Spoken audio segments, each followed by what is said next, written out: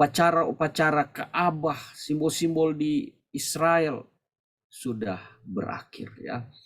Itu semua melambangkan kematian Yesus. Ya, simbol-simbol upacara melambangkan kematian Yesus di kayu salib. Dan setelah Yesus menggenapinya, tentu simbol itu tidak berlaku lagi. Ya, maka tirai itu sobek dari atas ke bawah, bukan bawah ke atas.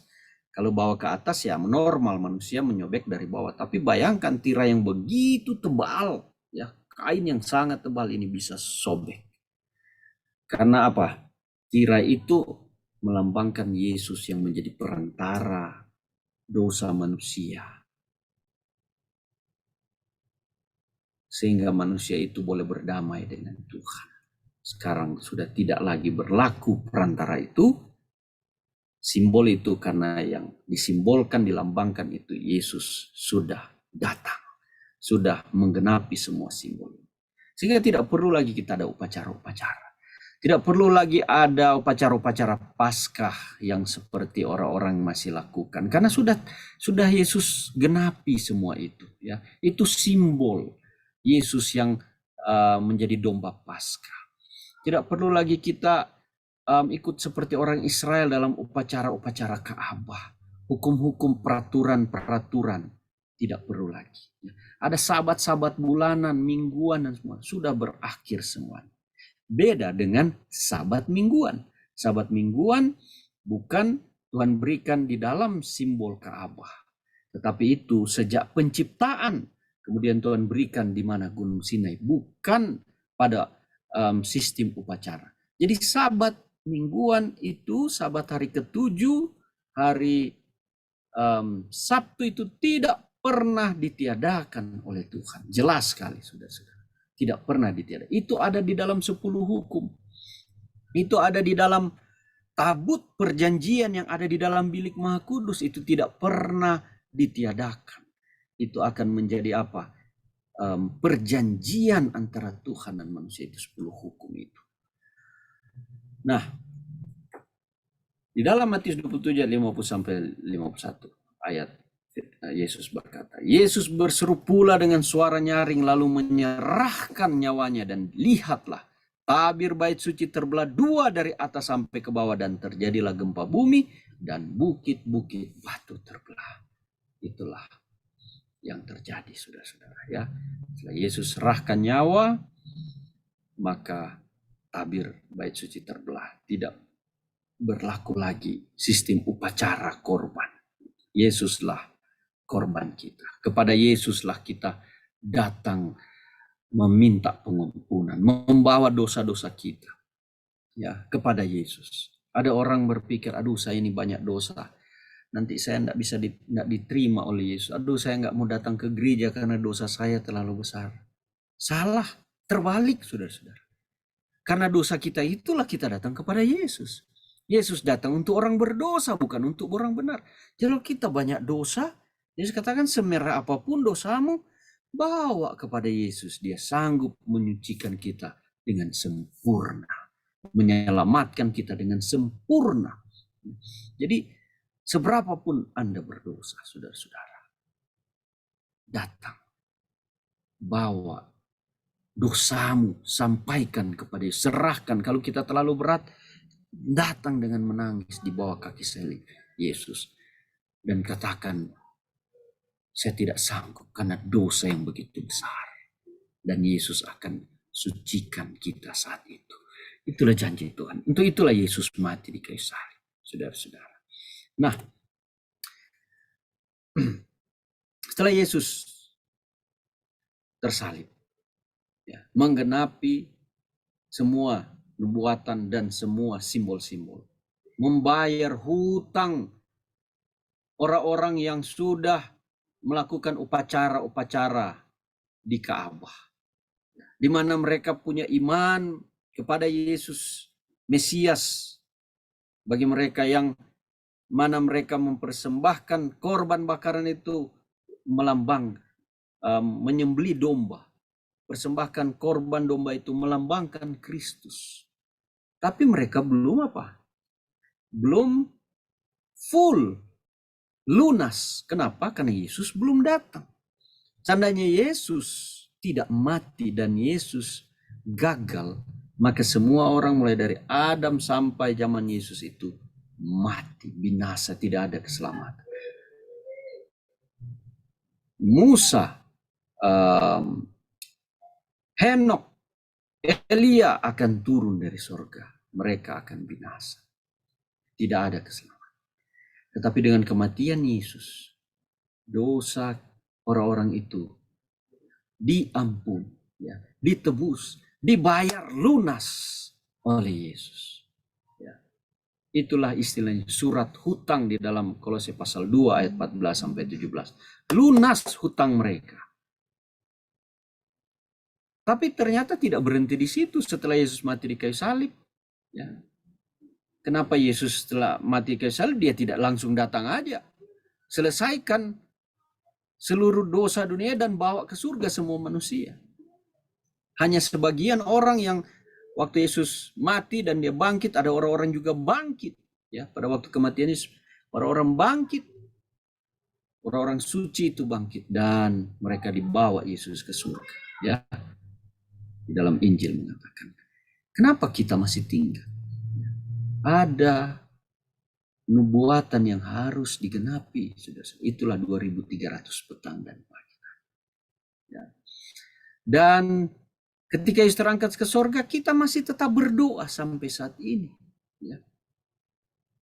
Dan kematian Yesus di kayu salib itu juga untuk melayani kita yang akan datang. Ya, bukan saja di perjanjian lama, manusia-manusia yang melakukan upacara-upacara korban dengan iman kepada, tapi kita juga, ya, yang tanpa harus melakukan upacara korban, berdoa kepada Yesus, membawa seluruh beban dosa kita tanpa harus sembelih domba. Tapi karena domba itu sudah datang dan mati ke salib, sehingga kita dengan iman kepada Yesus, kita boleh meminta pengampunan tanpa membawa domba. Itu kelebihan kita, itu istimewa kita, saudara-saudara. Bayangkan saudara-saudara zaman dahulu, kalau saudara berbohong, saudara mencuri, saudara berzina dan sebagainya, besoknya saudara harus bawa apa? Domba ke Ka'bah dan semua orang melihat, wah dosa apa dia sudah buat, ya. Disaksikan, tidak boleh malu. Kalau malu saudara nggak diampuni dosa saudara. Begitulah orang dulu. Sekarang kita tidak ada yang tahu mungkin kita buat dosa. Kita berdoa secara pribadi kepada Tuhan. Kita lebih banyak istimewa daripada mereka. Dan kita sudah lihat juru selamat itu. Dan kita berdoa setiap hari memohon pengampunan dosa kepada Tuhan. Dan di sanalah Yesus yang sudah terangkat ke sorga itu melayani kita. Ya. Jadi kemana semua dosa itu yang kita bawa setiap kita berdoa, ya, kemana dosa-dosa itu? Jadi seperti pada replikanya di dunia, ya, di dalam bait suci dunia, ya, secara simbolis dosa-dosa sudah diampuni itu, ya, di mana imam besar setiap tahun melakukan apa? Pembersihan, penyucian, pendamaian. Itu disebut hari Grafirat, hari pendamaian dari dosa-dosa. Begitu juga dosa-dosa kita itu menumpuk di Ka'bah surga, saudara-saudara. Ketika kita berdoa meminta pengampunan, ya, ada di sana Tuhan yang menampung dosa-dosa kita, Yesus yang menanggung dosa-dosa kita. Di sanalah dosa-dosa itu dibawa, ya, sampai tiba di suatu saat, ya, di Ka'bah di surga ini disucikan kembali, ya, disucikan kembali, sebagaimana, ya, Ka'bah di dunia ini ada acara korban setiap hari, dan di ujung setiap tahun ada upacara penyucian Ka'bah dari dosa-dosa. Begitu juga di surga, ya, ada saat disucikan, ya, dipulihkan, ya, akan dosa-dosa yang sudah menumpuk. Nah, kalau kita kembali lagi ya melihat nubuatan 2300 petang dan pagi, di mana Tuhan memberitahu kita lewat nubuatan kitab Daniel ini bahwa pada tanggal 22 Oktober 1844 itulah proses penyucian Ka'bah di surga. Itu mulai dilakukan oleh imam besar Yesus Kristus, sebagaimana Daniel pasal 8 ayat 14 tadi ya. Selewat 2300 petang dan pagi, maka bait suci ini akan dipulihkan, disucikan, dibersihkan, dan itu digenapi pada tahun 1844, saudara-saudara. Nah, bagaimana proses penyucian di Ka'bah surgawi itu ya? Sama seperti prosedur pembersihan Ka'bah yang di dunia tentunya ya, di mana dosa-dosa yang menumpuk di Ka'bah secara simbolis dikeluarkan dari sana ya, sebagaimana kita sudah pelajari tadi ya. Dan proses penyucian di Ka'bah surgawi ini, di mana dosa-dosa yang sudah diampuni ya, catatannya dihapus dan dilenyapkan dari Ka'bah surgawi. Dan ini dikerjakan pribadi lepas pribadi oleh imam besar Yesus Kristus ya. Ketika proses penghakiman itu berlangsung, saudara-saudara. Ya. Dan penghakiman itu sejak 1844 dilakukan di dalam rumah Allah terlebih dahulu. Artinya rumah Allah itu apa? Di dalam umat-umat Allah. Ya. Umat Allah, ya, kalau dulu dilambangkan orang Israel, mereka yang datang membawa domba dan mengaku dosa mereka ditimpakan kepada domba itu orang Israel dulu. Kita orang Israel rohani yang beriman kepada Yesus sebagai domba yang menanggung dosa kita. Kita datang kepada Dia. Di salib Kristus kita mengaku dosa kita setiap hari. Dan kita dipulihkan, kita diampuni dari dosa. Yesus yang menanggung dosa kita. Ya. Dan kalau kita hidup terus setia, nama kita terus ada di dalam kitab catatan kehidupan, dan di dalam kitab peringatan nama kita dicatat akan semua perbuatan-perbuatan baik kita sampai kita mati.